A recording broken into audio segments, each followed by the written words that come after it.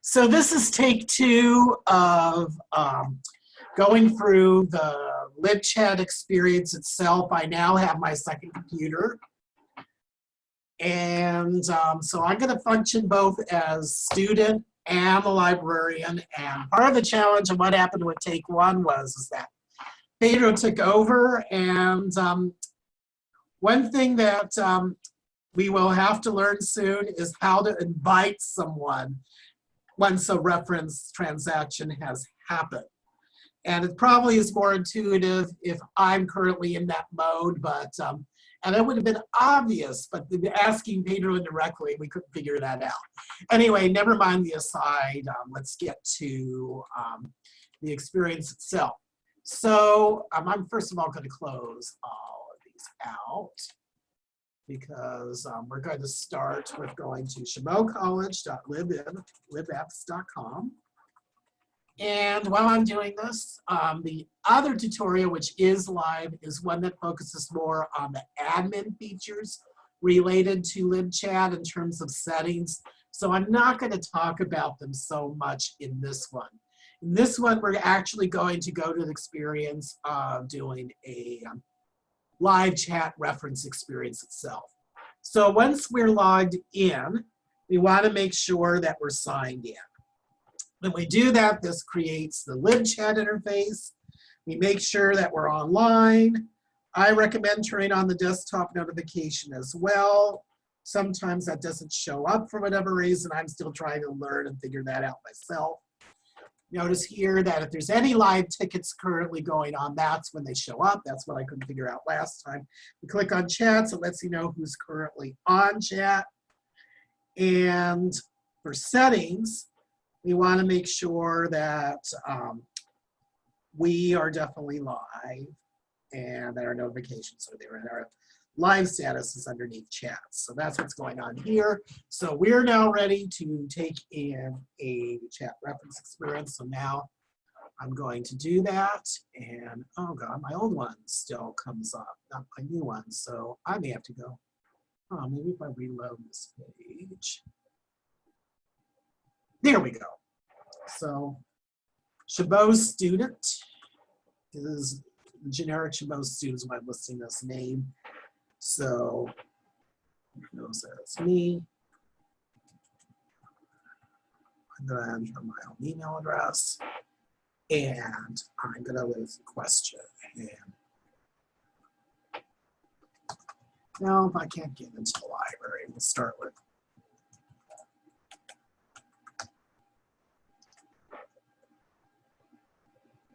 So one thing, unfortunately, I can't show that's live is screen sharing, because I'm currently on Zoom and I can't record and do a Zoom recording at the same time. So I have now claimed this chat. Notice that it shows up here on the top left.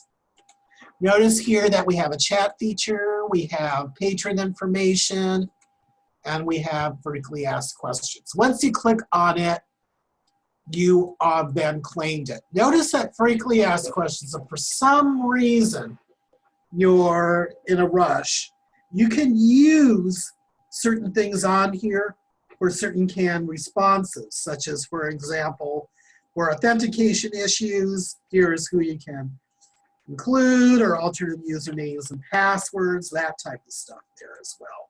And then if you go to the policy page, you want to copy and paste rather than send, of course, all this. You wouldn't want to send all this to the student, as it has confidential information. So now we're here in chat, and we haven't added anything yet. So notice that if we're busy, we can include a canned. So currently helping something will be available shortly. You can select a canned message such as that.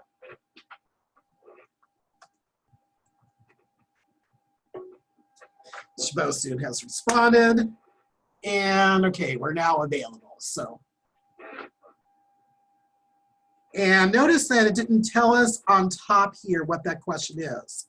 So if you go to patron information, it gives us this information. It tells us who it is and lets us know past questions have been submitted. And because I entered my email address, regardless what name I had, anything I've done previously is listed down here. And these may be important because in terms of it could be a follow-up type of question on there. And so all that's listed here. Also, if there's any tickets created, those will also be listed down below here. And so this is why, in case you're asking, why I'm asking you to make sure that regardless what the question is from the faculty member, make it a ticket. This is why, because sometimes it might be useful if we have some certain information going, oh, okay, Janice wants this type of key for that type of purpose, and here's how it was done before. Oh, okay, you know, something like that, you know. Okay, so I'm back to chat, and so now I'm ready, and so can you tell me more what you mean that you can't get? Actually, I'm gonna change that. I'm gonna say,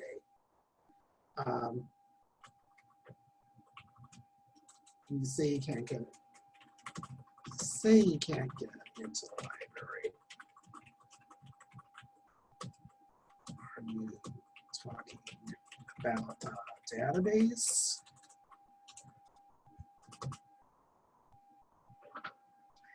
At least that's a good starting question, because, I mean, maybe the student is outside, literally outside our physical building, trying to get in, wondering what's going on. So, of course, that would be surprising, but you never know. And of course, the student will let us know in their response. And the student will say, I log in and says I'm not authenticated, something like that. Actually, it says something else, but if I remember correctly from that single sign-on screen, but let's say that. And so this might be one of those instances where I could help student back and forth, and that's where I might request a screen share. So notice that I click here down below where it says request screen share on the right. And it says screen share request. Click launch Patreon to start hosting a screen sharing session. I'm maybe because I'm not on Zoom there, it might be able to do something. I don't want this to break, and no, I'm gonna close this because I think this might break the session. I don't want that to happen. But then we could go step to step. Let's say that a student can't launch. I won't even do that. And notice that, but it asks them at their first time screen sharing they've never done before. They can have a fact to learn how to do that. And because we're now somewhat experienced with Zoom, we really don't need that part. One feature that doesn't show up for most Zoom is what is called, I think it's called like remote control. And that's on the top right. And that is where, let's say, we ask the student to share their screen, and the student is willing, and it's like, oh, I know what's going on, and we can have them keep going back and forth. But we can ask them, can we take over? And then we use that remote control button, and then we can, for the moment, take over their screen, and then we can do the next part for them via their screen. Of course, keep in mind if they're using a smartphone or an interesting type of device, it might look strange from your point of view, but that's definitely something you can do. Okay, let's say that it turns out that it's they've logged in, and while they're here, can I further help you? This is say that they logged in successfully. I already show you how you can do the other, and let's say I want to find a book.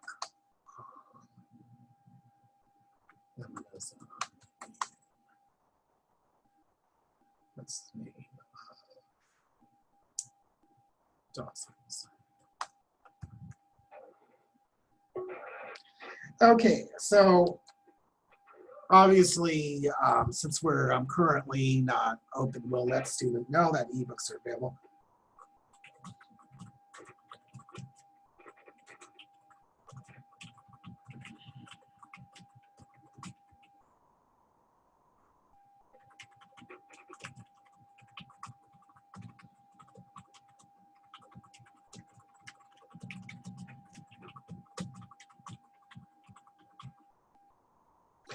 I might also ask the student if they can further narrow down their topic, but let's say that we just go by feminism and dolls and house for that. And so if I wanted to, I could share them step by step, but let's say that they're not able to screen share or they can't accept the screen share. I would then tell them, okay, in fact, I could tell them, go to library homepage and click on databases and so on and so forth. I'm just going to, for the sake of time, I'm going to provide them the direct link to get into Gale literature. So I'm going to copy that as an address and go into Gale literature. To get to this database from the home page, click on databases and then literary criticism and click on the literary criticism tab. Yes, there's a quick link on the databases page itself, but just so the process is that they may want to look at more than one resource, literary criticisms, and click on Gale literature. Here is the direct link to Gale literature.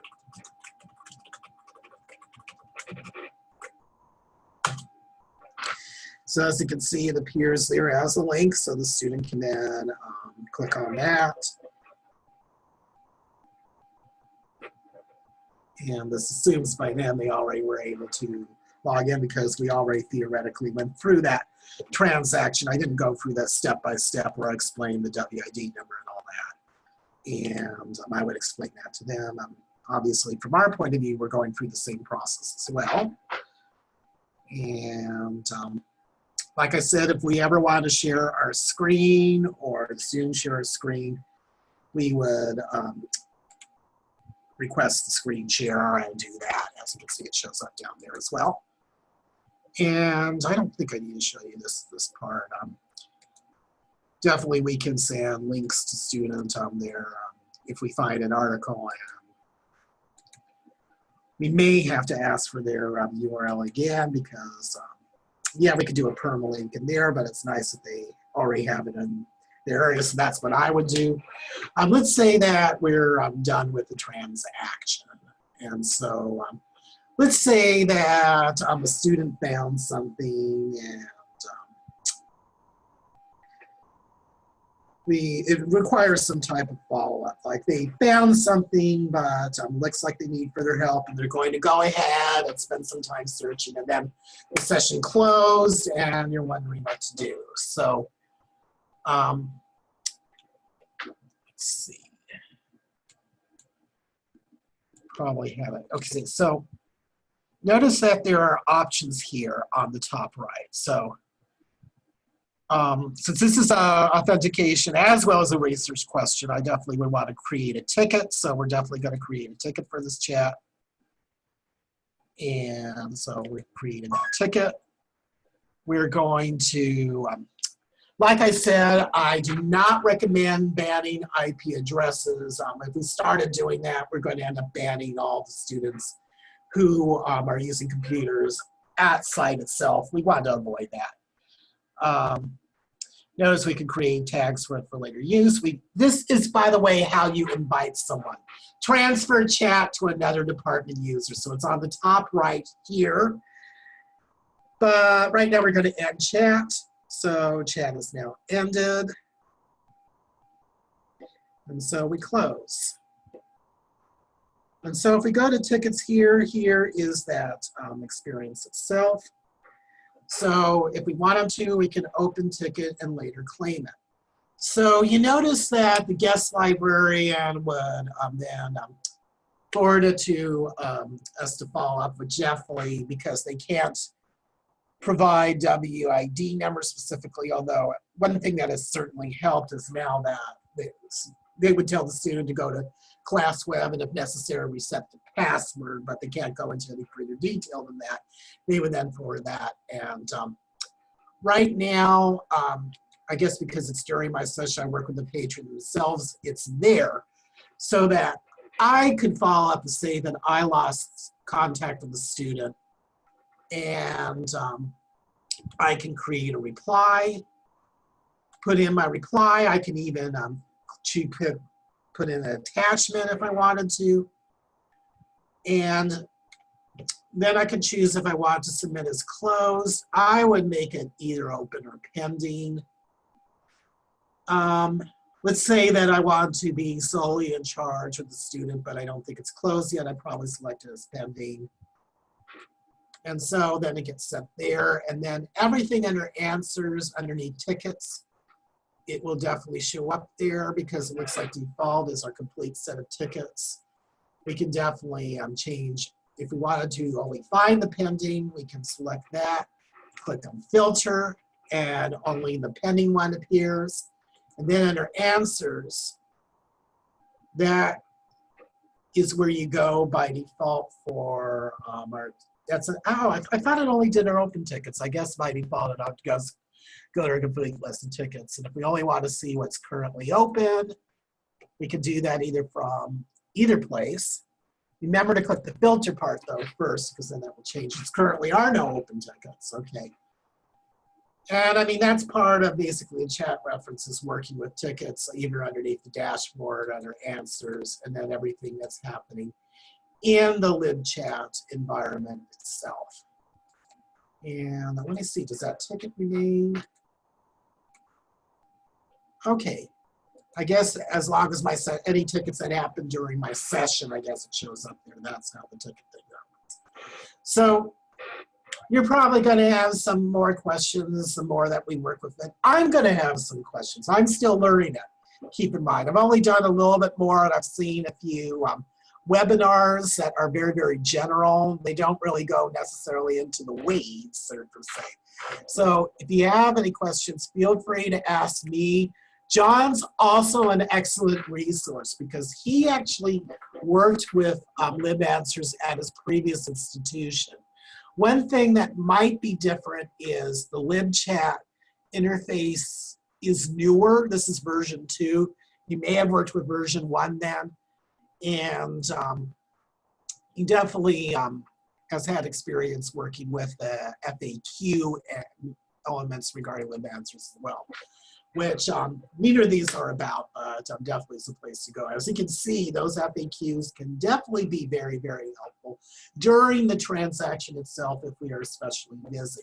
It means that there may be times where you don't need to spend as much typing because the answer is already there in the FAQ. You can drop the FAQ, ask if they have any other further questions, and that may be quickly ending the transaction. You never know. So if you have any further questions, feel free to let me know. I mean, yes, I know during the summer I'm mostly unplugged, but that doesn't mean I'm not going to read my email. And if your question leads to an answer that can be made in minutes instead of hours, I'll probably be very inclined to respond. You never know. Like I said, I'm just trying to not to build way too many comp time that I'm never going to get, you know. So that's why I'm trying to lay down some ground rules there. So thank you. Hope you have a good and safe day. I suspect this ended up being longer than I intended again, but feel free to let me know if you have any questions. Definitely.